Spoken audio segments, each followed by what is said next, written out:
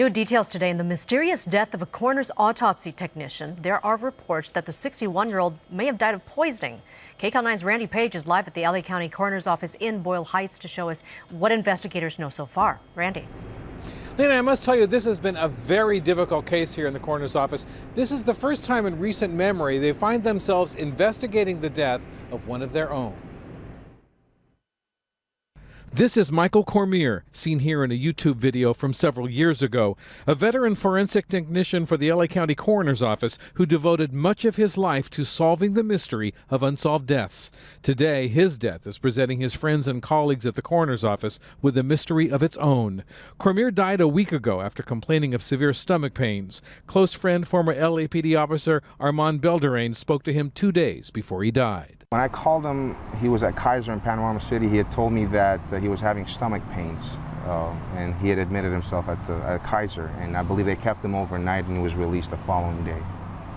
And then a couple of days later, he was back. A couple of days later, I got a phone call from a mutual friend who told me that Michael was at Providence St. Josie's not doing too well. Sources at the coroner's department tell us Cormier was well respected and took his work very seriously. A man known to be meticulous, determined to find the cause of death in order to provide families with answers and some form of peace.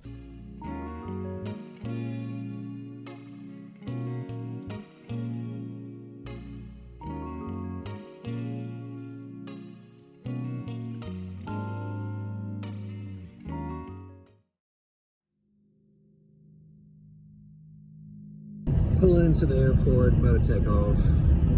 Should be there around 1:30 p.m. in Portland, Maine.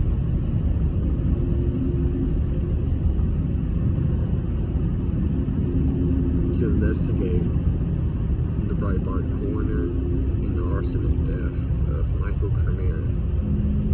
Michael Cormier is Los Angeles coroner's tech. Died of arsenic poisoning, and then the only piece of evidence, which was the arsenic that was found in his stomach, was destroyed by the Los Angeles coroner's office.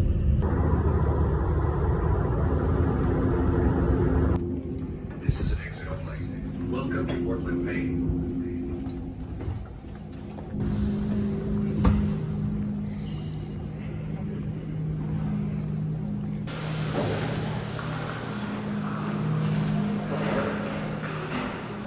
You look great. All right. Face is a little blue. How you doing? What do we got to get? You got everything you need? I got everything. Let's roll. Right out this way. I can't believe that Dan Anderson one day on a whim walked into the evidence storage locker and reached in and pulled out that vial of stomach contents and decided, you know what, I'm getting rid of this stuff. Somebody gave him the order to get rid of that. Why didn't they get rid of all of it? Hey, get rid of all the Cormier stuff. We're done with it. Get rid of it. And I think that's something you and I talked about was could call and see if they had anything else, eye serum, Right. hair. Right. And did you want me sitting somewhere, or what did you want to do? We're going to walk, or we're going to be just standing, or? Yeah, pretty much kind of like this. Okay. And then we can maneuver other here. Okay. And kind of. Do you need any more light?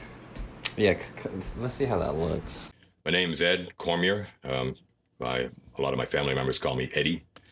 Mike was my older brother. He was my only big brother. I'm second in the family out of 8. What is your fondest memory of Michael growing up, if there's a specific one? Of course, many, but the one that I can go back to way, way back would be a time when I was in kindergarten, and I was doing half-day kindergartens, and it wasn't in the same school as Mike. Mike was going to a Catholic school. He would have been in the 2nd or 3rd grade at the time, and he was home for lunch, and I was supposed to go to school that afternoon, and the next-door neighbor, a little boy that I walked with, was sick that day, so I got afraid, and I ran home, and I hid behind the freezer. And Mike was home for lunch, and he was taking the trash out, I believe, and he spotted me behind the freezer, and he told my mom. And so my mom made me walk up to school. Pettingill School was the school I went to. And when I got out of school that afternoon, I was walking home. And there was a bunch of boys on this one street I had to walk on. And they were I guess today you'd call them bullies. Back then, they didn't have any name. They were just a little gang of boys, maybe a year or two older than I was. But they had circled around me, and they weren't going to let me go home. They weren't going to let me pass. And I started crying. I mean, I'm 5 years old at the time. And I don't know how Mike got this intuition, or whether I was running late, so he came to look for me. Next thing I know, he's walking down the street towards me. And can't describe the feeling of this relief. And he came down and he grabbed me and said, "Come on, Eddie, let's go." And these guys never challenged him. He just grabbed me by the hand and walked me home.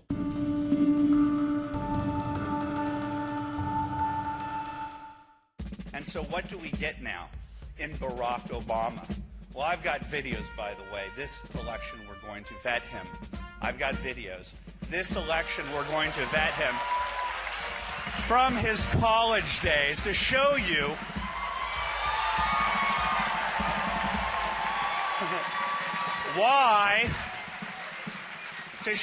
why racial division and class warfare are central to what Hope and Change was sold in 2008.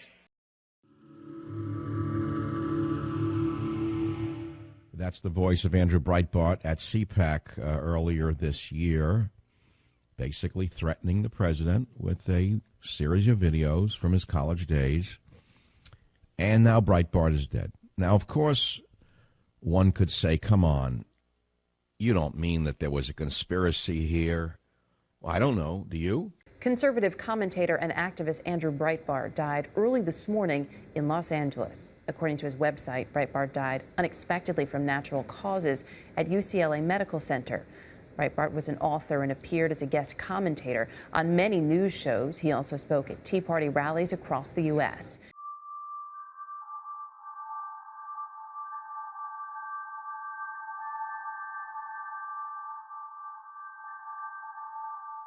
The police are investigating the possible poisoning homicide of one of the head coroners in Los Angeles, and it may have been the coroner who actually worked on Andrew Breitbart. So the guy dies, rest in peace. And then after he dies, his fucking coroner dies by poisoning. So after his coroner says that it's natural causes, then the coroner dies by poisoning. And then you go, okay, what?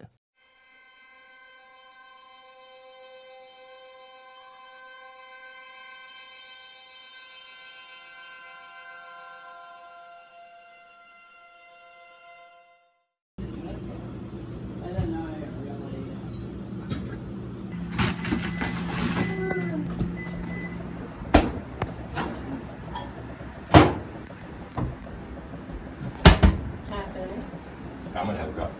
Yep.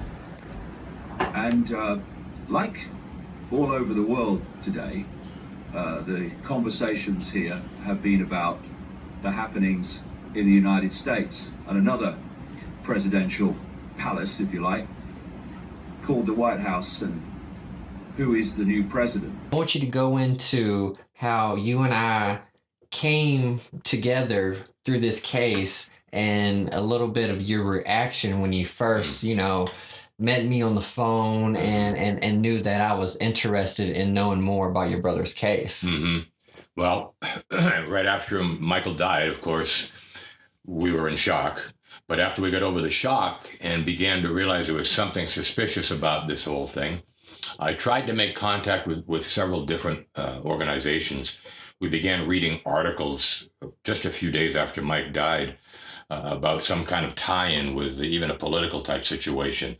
So I tried to contact, on many occasions, I tried to contact Alex Jones, because I thought, well, he's the kind of guy that likes to do investigative stuff. I know he's got some bad labels, especially now, but back then, 7 years ago, it was not the case. He was kind of an up-and-coming guy, we thought. I tried contacting, I actually emailed the Daily Beast. I want to say Huffington Post as well. I emailed them, just letting them know in their blog articles online that I was Mike's brother and I would like to talk to him about the case. I got no response from anyone. And I don't know how many times I tried calling Alex Jones radio station. I mean, many times a day, and I could never get on. So we kind of gave up in a way, not gave up, but we had a family meeting saying, what are we going to do? And we just kept thinking, well, we're just hoping someone's going to take an interest in the case. When you came along, that was a real kind of a relief for the family. The case died really, really quickly, if that's what you mean. I mean, it was in the spotlight for just a few days, and then it just faded. It wasn't headlines anymore. And then anyone else that brought it up after that they were kind of laughed at, really. Conspiracy theories and that sort of thing. So at the time of Michael's death, you were familiar with these theories going around about your brother. Yes, okay. yes, Do you remember the first theory that you heard, or the first time you saw the connection between the two? Yeah, and I mean, and I the very first theory that we saw was out of called the Examiner, the National Examiner had actually. I think. Yeah, that's right. Somebody actually bought the newspaper out there, and so this was the first. So I mean, to us, we didn't even know what to think about it, okay?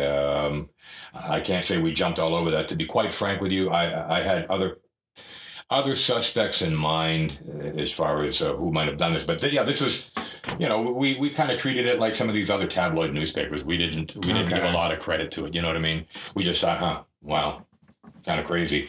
We kind of laughed about it, actually. We thought, why wouldn't Michael be surprised to see that he's on the same front page as the president? But again, we gave it we put it aside very quickly. We just looked at it and thought it was interesting. That was about it.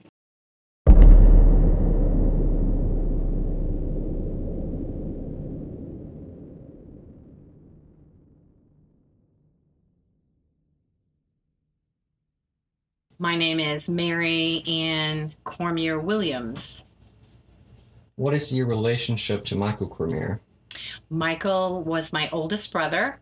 I was number 7 of the 8 children, and Michael was the oldest. Mary, can you describe your encounter that on March 5th you witnessed between Michael and Ed involving the Breitbart toe tag? So Michael came in and he handed my brother Ed the toe tag, and he said, "Here's a souvenir for you." And we were like, wow.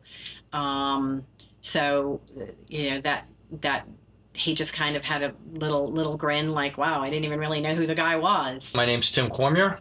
I am one of Michael's brothers. I am the 4th born. He told me that he had given my brother Eddie the toe tag from Andrew Breitbart from the autopsy that he had done on the private autopsy he had done on Andrew Breitbart. Ed, we have the key piece of evidence, or one of the key pieces of evidence right here, the toe tag. Go into why you never told the Los Angeles Coroner's Office or the LAPD about this toe tag. Initially, I didn't feel like it was that important. I mean, at the moment, it was a souvenir. But as things progressed, and I began seeing reports, for example, from Ed Winter saying Michael had nothing to do with the autopsy. See, guys like Alex Jones and whatnot were saying, hey, Mike Cormier, he autopsied Breitbart, now he's dead, and on and on and on. He died the same day that Andrew Breitbart's preliminary autopsy was released. So there was all sorts of theories going around. So I just started thinking to myself as I'm watching these reports, I'm going, well, yeah, Michael did have something to do with the autopsy. He did a private one. So once that came out, I had a sense. I don't know how to explain it, except I just didn't feel like I wanted to tell anybody about it. I didn't trust him.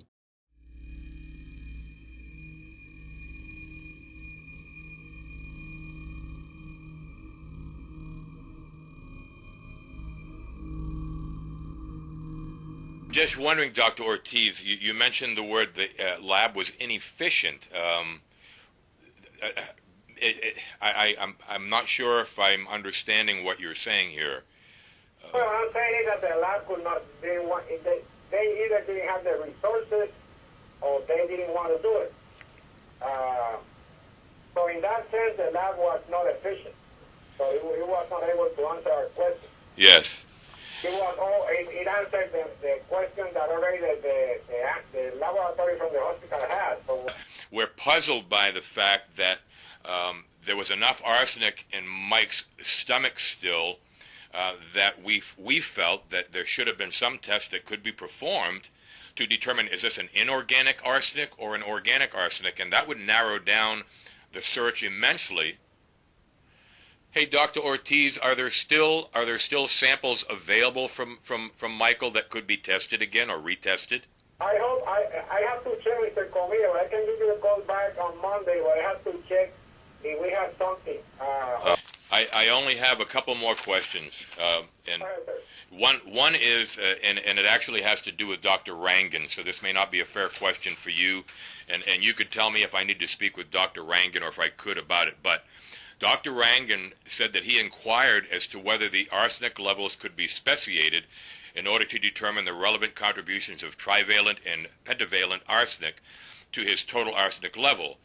Now, he said he inquired, but then after he gives this statement, he never gives an answer as to... He inquired because he had the same answer that I got. He did.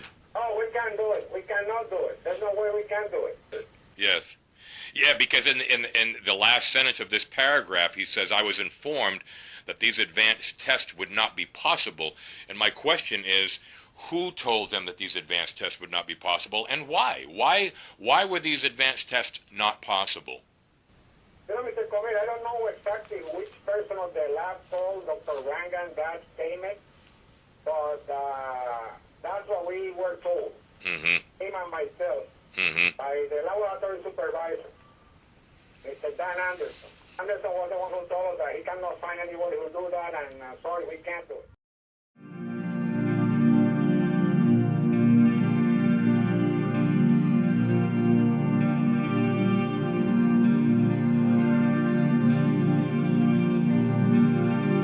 Common sense tells you that stomach contents, poison, we don't have a timeline, we don't know who did it, get it tested.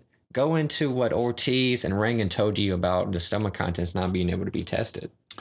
When I spoke with Dr. Ortiz initially, and I believe it was in April of 2013, so we're almost a year after Mike's death. And as we were talking, I actually had the autopsy report in front of me.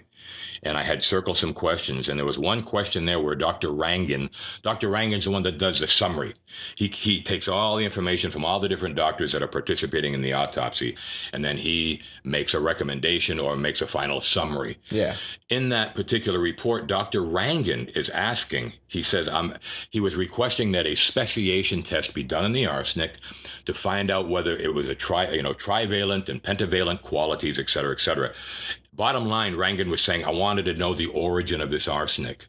There's certain testing that can be done on stomach contents and only stomach contents because of the way the properties of arsenic and what happens when it gets in the blood. So Dr. Rangan is wanting to speciate this arsenic in the belly to find out the origin of the arsenic. And when I asked Dr. Ortiz on the phone, I said, Dr. Ortiz, why wasn't this arsenic tested? His response to me, I quote, lab inefficiency, Mr. Cormier, lab inefficiency. That's what he said. I was stunned. This is the LA County Coroner's Office. This is the most powerful coroner's office in the world. One of their own. They can take a thread off of your shirt and tell you what sheep it came from. Are you kidding me? But lab inefficiency was the answer to that I got. And so I asked him, I said, well, who told Dr. Rangan that it couldn't be tested? He said, the same one that told me, Mr. Cormier. Dr. Dan Anderson told us that this test could not be done. We were numb. There were things that didn't add up.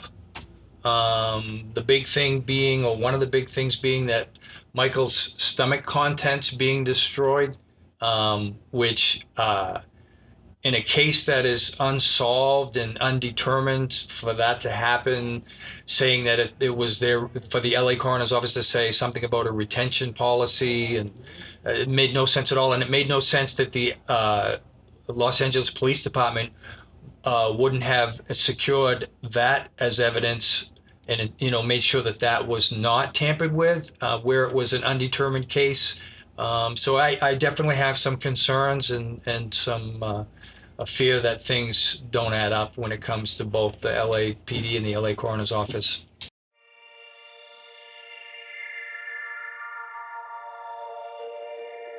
Crazy. He became our rival, not our what would you call it, advocate between us and the coroner's office. He became our rival. You know what? I think he's afraid of the coroner's office, to be honest with you. I think the guy's afraid, and you know what? Based upon what the retired FBI guy said, the most powerful organization, the most powerful part of the crime department in the state is the coroner's office. They're more powerful than LAPD. They're more powerful than LAPD. So I think Castro's afraid of him. He hasn't got the balls to stand up to the coroner's office. No, it's good. Well, he hasn't got the balls to stand up to him. And he actually kind of said about how nervous he was one day when he had to sit there with Lakshmanan and Ortiz and some of these other guys. He told my sister how nervous he was sitting in their presence, And he made some sort of a remark to Gina, which I don't recall, and it wouldn't be fair to me to try to. I mean, it makes sense because he's basically working for them. You would think with them, but it's for them. For them, not with them. It has to be. Yeah, I want justice for my brother Mike. And California has a law, and it's called California Penal Code 135, destroying or concealing evidence. And you know what I want to know, Preston? I want to know if the LA County Coroner's Office comes under the same law, or are they above the law? Is the LA County Coroner's Office above the law, or does it apply to them when it comes to destroying or concealing evidence in a case that is still open? I want to know that. I want somebody to answer me. That's what I want. And the family wants somebody to answer us. Who got rid of it? We're pissed, dude. We're pissed. I'm sitting here. That's my view. About to link up with John Cormier. John Cormier is the nephew of Michael Cormier. He worked with Michael at the Los Angeles Coroner's Office for 2 weeks as an intern. My name is Jonathan Cormier. Michael Cormier was my father's older brother. John, you have experience working in the Los Angeles Coroner's Office 2 weeks in October. Can you kind of go into your experience, how you got out there, and once you got out there, what you really encountered? It started off, I was going to school to be a mortician, and I talked to my Uncle Mike and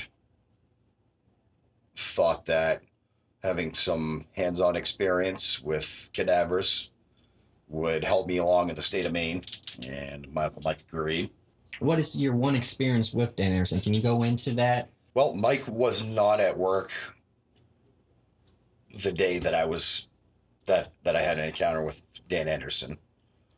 I don't know if he had can't even remember if he had an appointment or what happened that day. I was working with one of Mike's coworkers,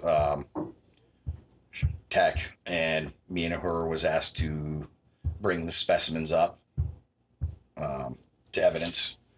I entered the room and I was introduced to Dan by this girl, and he's like, "Oh, one of Cormier's, huh?" And he started to grill me as to why I was there. So I just told him, I was like, "Look, I'm looking to work for the state of Maine doing this, and this is my one answer." And I guess that wasn't good enough for him, so I just kind of left it at that. Just kind of stopped talking to him. Would you say he had an attitude? Yeah. Yeah. Okay. Yeah. Were you told the stomach contents is one of the most important pieces of evidence in any type of case? Is that common knowledge within the coroner's office that stomach contents are very important? Yes. Yes, that's one of the four things they do. They do eye vitreous, they do femoral artery, they do stomach contents, they do bile. Intestinal bile. Every standard. Autopsy. Every autopsy. Standard. Does every stomach contents get taken up to Dan Anderson's lab, or not necessarily? Yes. It does. It goes up to the evidence locker, whatever you call it. And when Dan Anderson opened the door that day, I saw thousands of little vials labeled. Little vials. Thousands of little vials. Thousands. It was a refrigerator, like a big walk-in. Yeah. You saw the walk-in coolers. Yes. There was a walk-in cooler full of vials of the little, the little cups. But they wanted to destroy Michael. Last question that I have. You worked at the coroner's office, so I feel like you're the best equipped to answer this, at least, from this perspective. Do you believe that the LA coroner's office and the LAPD covered up any evidence in the case of Michael Cormier? I do. You do? I do. Do you believe it was the higher ups at the Los Angeles coroner's office? Do you dismiss Gustav Ortiz, Rangan have anything to do with it? Do you think it's above their heads?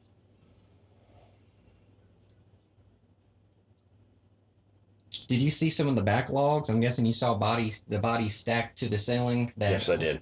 So that's not an exaggeration. That's the truth. That bodies were stacked to the ceiling. That's quote by the former. They're taken down.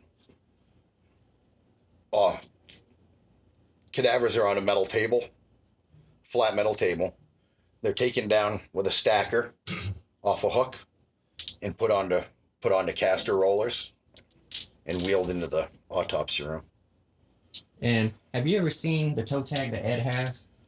Not personally. Okay, what is the size of an average toe tag in the Los Angeles coroner's office?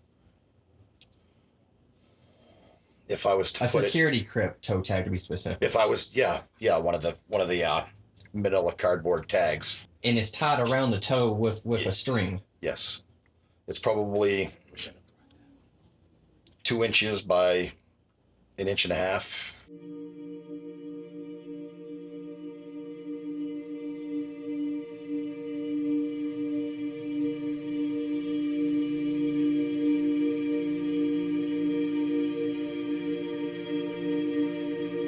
Is this that you guys are doing an interview? And John is knowledgeable in the field that we need advice about, information about. Unsolved homicide. Unsolved homicide. So You're knowledgeable in that field? Yes. Were you a cop or? Over 35 years. You I was were? FBI, He was FBI. Really? Out in LA. We're gonna try and get this done as quickly as we don't want to tire him out either. Feeling a little worried earlier, but I'm gonna call you, but Okay. we'll see. I'll be okay. So how many years in the FBI were you, John? I was assigned to, it was a government agency I was assigned to. I went to work on issue law enforcement in San Quentin. Yeah. Ronnie Reagan became governor. He needed a special task force because prison gangs would start. I left the Department of Correction, then went to work for a government agency. We can't get, this thing is still undetermined, they're calling it, okay?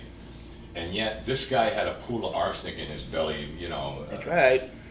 And so I've heard that you had made a statement to Regina, and I just wanted to confirm if I heard it correctly, that based upon the autopsy that you looked at, that showed the amount of arsenic he had in his belly, you think, when did he get that last massive dose of arsenic? When would you say he got that?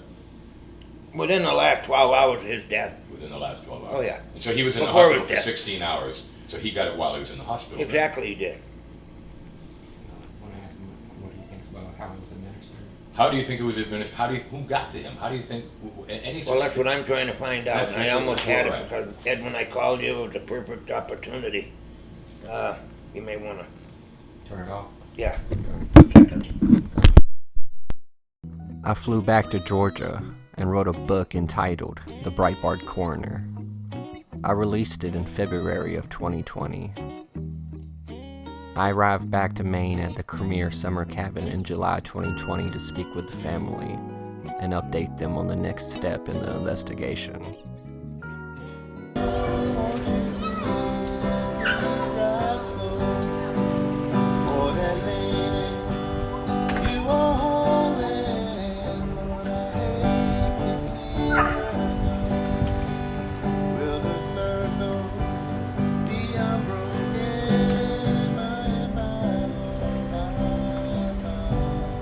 We had a retired FBI agent by the name of Little John who was feeding us information that checked out, and he has currently passed away. Go into that, Ed, on when he passed away and how that affects the case right now. Well, we were hoping that we would have one more opportunity with Little John. You and I did an interview with him last year. He wouldn't allow cameras. He is ex-FBI. And so he was very adamant. No pictures, he said, no pictures, but you can tape me. He gave us a lot of information. He has an insider somewhere in LA. He would never divulge it, to his credit. Obviously, it's disappointing because he passed away last month, June 24th, actually, he passed away. And we were hoping to have one more opportunity just to talk to him, to see if he would be willing to contact his source and ask his source for permission for us to contact them to find out. Little John was the first one that ever told me about Mike's journal. And it was a year and a half before you found out through Sharon that that was the case. She said the only thing I didn't get back from the coroner's office was Michael's journal. So when I heard it from two different sources who never met each other, have never talked with each other, I thought, wow, Little John is very credible in what he's coming up with. Little John was also the one that when we gave him the autopsy report, we gave him all the information we had, the emails, the autopsy report. His comeback was this. He said, my sources tell me that based upon the amount of arsenic your brother had in his belly at the time of his death, and based upon the amount of time it takes arsenic to assimilate into the body, your brother had to receive the last dose while he was in the hospital. In the hospital. While he was in the hospital. In the hospital. So basically that puts us in the category of somebody in the hospital, either family member or somebody who worked with him or somebody who worked at the hospital. Right. If we could have got the stomach contents that was destroyed less than a year in for Mike, we could have sent it to, was either Quantico or a lab in Washington State. I believe. And or a private lab. And Quantico could have traced it they could have traced it right back to the lot where it was sold.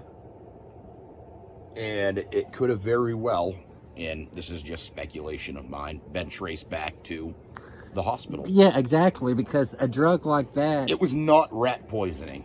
It was not Castro rat poisoning. Castro confirmed that. This was confirmed that it was not... The lab in Washington said this was an industrial grade arsenic. Yes. Laboratory or industrial grade. Yeah, hi. Thanks, Press, for all the work that you've done. At this point, my conclusion is still, unless there's proof, I still believe it's politically affiliated. I feel that usually when there's a secret, somebody somewhere somehow tells. Nothing else makes sense to me.